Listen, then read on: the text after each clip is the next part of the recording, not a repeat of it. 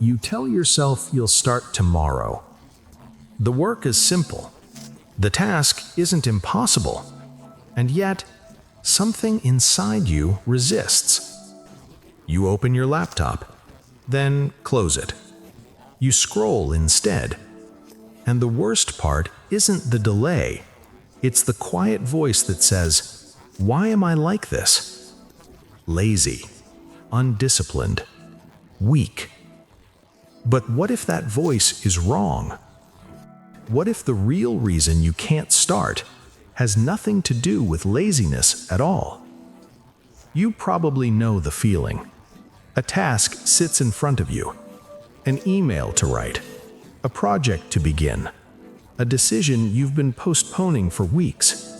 Logically, you know it matters, but your mind drifts somewhere else. Suddenly, cleaning the room feels urgent. Watching one more video feels justified. Checking your phone feels necessary. This isn't random.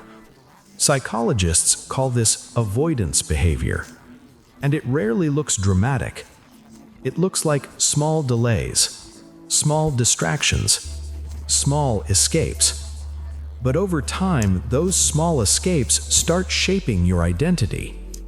You begin describing yourself as lazy or unmotivated. You watch others move forward while you stay stuck.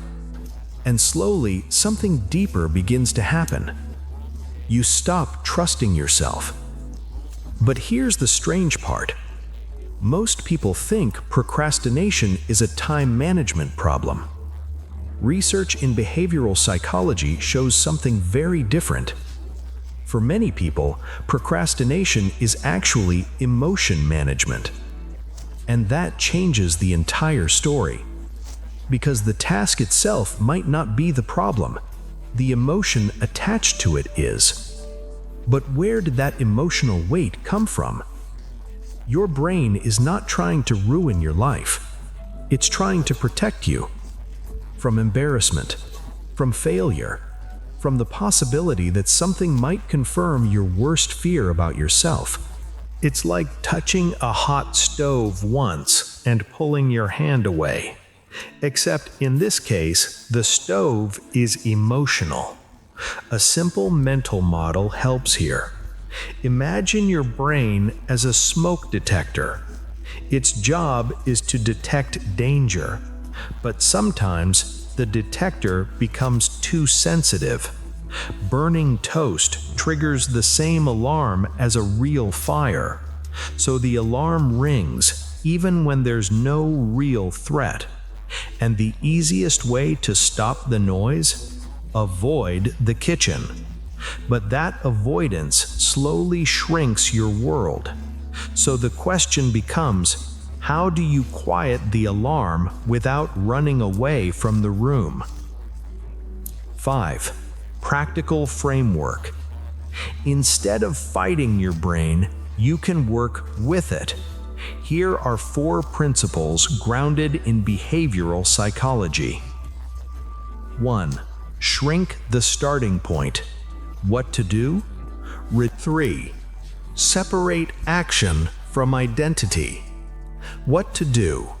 Treat the task as an experiment, not a verdict on who you are. Why it works? When actions are tied to identity, if I fail, I'm incompetent. The brain treats the task as a threat to self-worth. Detaching identity lowers emotional stakes. Example, instead of "this project proves if I'm capable," you think "this is one attempt." 4. Create a safe start ritual. What to do? Begin tasks in the same simple environment each time. A specific desk, a certain song, a cup of tea. Why it works? The brain forms context-dependent habits.